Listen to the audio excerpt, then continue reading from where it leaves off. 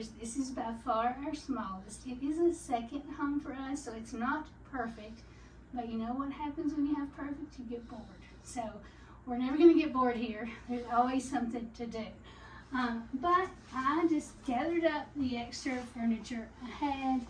This was a buffet, and this mirror I had it's probably, I think my aunt had it in the 70s, so it's been around a long time. This sofa we had in storage. These chairs I got on eBay years ago, and we had used them in a few of our houses, and I had them in storage, and they really work out pretty well here. One of my favorite things in this room would be these drapes, and I actually had gotten this. It was designer fabric. I found it online. It was really inexpensive for designer fabric. It had been discontinued. I had a friend of mine hem it up and turn it into drapes.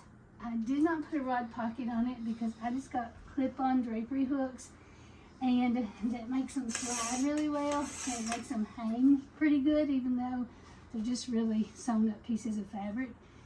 I had them in a big house we had, and it was like 9 feet ceilings, so this worked out really well. They puddle on the floor, but this house is just to be cozy, so it's kind of casual, and I like it. You can see I added lots of like gingham throughout the house. You'll see more. This big pineapple lamp I got at a Goodwill, put a new shade on it, and I love it. It is unusual and it is kind of big, but it is another one of my favorite things. And most of the art that's in the house, if you can see these pictures, things like that, I just pick up at garage sales, the Goodwills. I don't ever pay a lot for the things that go on the walls because it's so easy to find. Now my pillows and the curtains and things that you'll see, bedding, those are things that's a little bit harder to find secondhand, so I usually will get what I want in those because I keep them for a long time.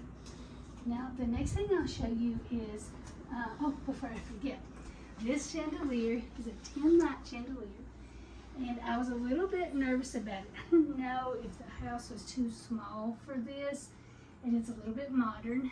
I needed something as flush as I could get it, but a lot of light, because the house sits under a lot of trees, and it is a little bit dark. So I wanted something with a lot of light.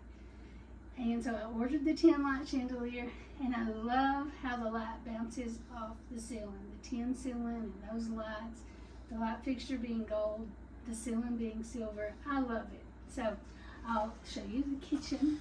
The kitchen is in the original placement where it was